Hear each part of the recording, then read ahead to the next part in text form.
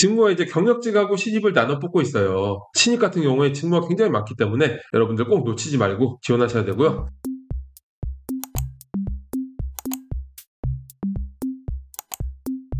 자, 안녕하세요 여러분. 꽃보다 지역 강원 대표입니다. 오늘 여러분들한테 현대모비스 자소서 분석을 가지고 왔습니다. 오늘도 공고 부분은 살짝 넘어가고 여러분들한테 도움될 만한 자소서 분석을 집중적으로 해드릴게요. 제가 오늘 해드리는 말씀을 글로 보고 싶으신 분들은 블로그에 꽃보다 취업을 검색하셔서 제가 정리를 잘 해놨으니까 그걸 참고하시면 될 것 같고요. 진짜로 잘 쓴 자소서 경기서를 직접 보고 싶으신 분들은 저를 찾아오세요. 여러분들이 자소서 쓰는데 큰 도움이 될 수 있게 해드릴 테니까 찾아오시고요. 그리고 제가 이제 이 유튜브 채널 만든 지 이제 2달이 안 됐는데 여러분들이 구독과 좋아요 눌러주시면 제가 큰 힘이 될 것 같으니까 꼭 눌러주시면 좋을 것 같습니다. 구독, 좋아요 눌러주세요. 현대모비스는 저도 굉장히 잘 아는 회사죠. 제가 현대차 본사 경영진보부에서 근무했기 때문에 저희 그룹사였고 잘 아는 회사예요. 현대모비스는 글로벌 자동차 부품업체죠. 자율주행, 커넥비티, 전동화 분야에 역량을 집중해서 모빌리티 시대를 선동하고 있어요. 요즘 자동차 기업들은 이 모빌리티라는 단어가 굉장히 중요합니다. 이 부분을 잘 어필해야 되고요. 저희 학생들 같은 경우에도 모비스의 문과로도 이제 계속 좋은 결과를 만들어내고 있어서 제가 굉장히 반가운 기업인데요.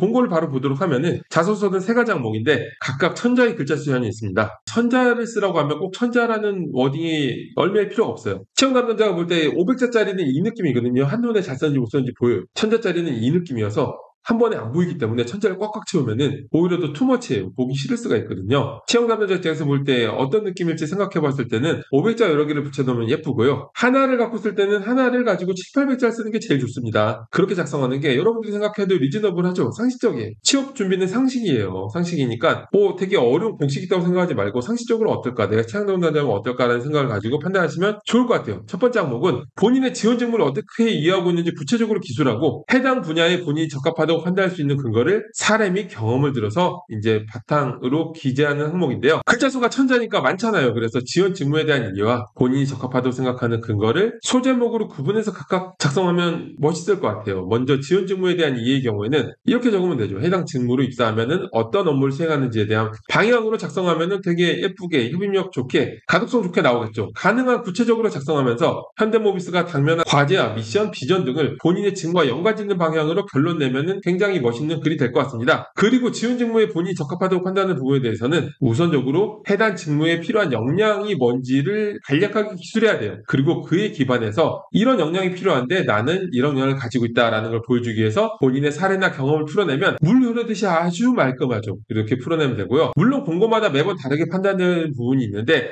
이공계 같은 경우에는 전문적인 전공이기 때문에 스토리텔링 하기보다는 본인의 경험, 프로젝트 경험, 직무 경험, 전공 과목 수강 등의 직무와 직접적으로 관련된 경험을 컴팩트하게 풀어내는 게 훨씬 보기 좋겠죠. 그러면서 본인의 전문성에 대해 이야기하는 게 좋은데 하지만 그러한 경험이 많지 않은 문과 직무의 경우에는 지원 직무에 필요한 캐릭터적인 역량을 한 가지를 선정해서 스토리텔링 하면 돼요. 캐릭터적인 역량이 뭐예요? 커뮤니케이션력, 추진력 이런 것들이 있겠죠. 그런 것들 중에 하나를 선정해서 스토리텔링을 하면 되는데 스토리텔링의 효과적인 방법은 상황을 먼저 컴팩트하게 제시하고 문제점을 분명하게 얘기해야 돼요. 문제점이 없으면 글이 흐리멍텅하겠죠. 자, 여러분들이 어떤 스토리텔링을 보는데 주인공이 어떤 문제가 있는지도 모르겠는데 그냥 막 혼자 뭘 해. 전혀 공감이 안 되고 흡입도 안 되고 읽고 싶지도 않겠죠. 문제점을 탄탄하게 해야 뒤에 여러분들이 뭘 했는지가 더 훨씬 더 돋보이게 됩니다. 그래서 문제점을 적고 해당 문제를 겪으면 얻게 된 역량의 순으로 풀어내야 되는데 해당 과정에서 본인이 수행한 역할을 구체적으로 풀어내야 됩니다. 꽃보다 취업 학생들의 경우에는 제가 컨설팅을 통해서 경력 기술을 만들어줬는데 그 경력 기술의 워딩들이 굉장히 촘촘하고 멋있어요. 그래서 그것을 기반으로 워딩해서 본인의 전문성을 어필하거나 또는 마스터자소에 있는 스토리텔링 항목들 중에 하나를 붙여넣으면 될 것 같습니다. 다음 항목, 목표를 달성하는 과정에서 힘들고 어려운 문제가 발생하였음에도 포기하지 않고 임무를 완수한 사례를 작성하는 건데요. 자, 이것도 관련 경험을 스토리텔링 하는 거예요. 스토리텔링의 효과적인 방법은 위에 기술했죠. 상황 제시, 문제점, 해당 문제를 겪으면서 얻게 된 역량으로 했는데 이 항목의 경우에는 어필해야 될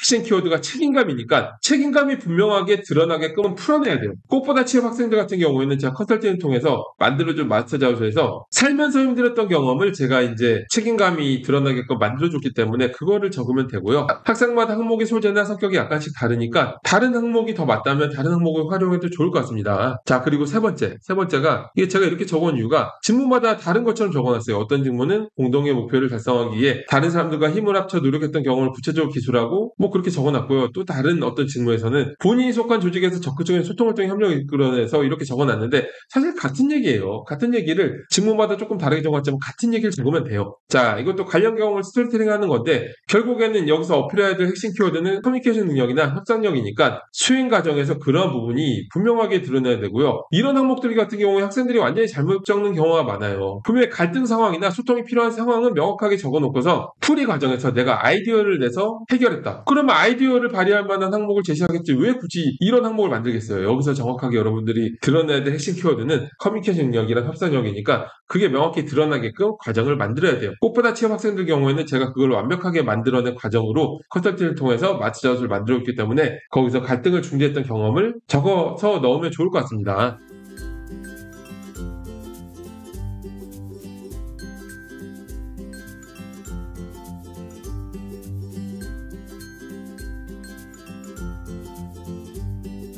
자, 현대모비스. 제가 이제 자소서 분석을 마쳤는데, 여러분들이 정말 완벽하게 만든 자소서 경험 교수를 직접 보고 싶으신 분들은 꽃보다 취업의 취업 상담을 신청하세요. 채용 담당자가 보면 관심 가질 수밖에 없는 퀄리티를 제가 직접 보여드릴 거고요. 그리고 여러분들의 취업 방향성 설정, 전략 설정, 그리고 이제 직무 설계. 내가 만든 자소서가 얼마나 형편없는지를 직접 확인하고 싶으신 분들은 꽃보다 취업에 꼭 찾아오시고, 취업에 대한 궁금증이 100% 해결될 것을 제가 보장드립니다. 저도 이 강의를 들은 분들하고 직접 대면으로 상담하면서 여러분들하고 이제 많은 얘기를 나누는 시간이 오기를 기대하고 있을 거고요. 그리고 이제 모비스 여러분들한테 좋은 기억이 남는 기업이 되었으면 좋겠습니다. 저는 이걸로 마치겠습니다. 감사합니다.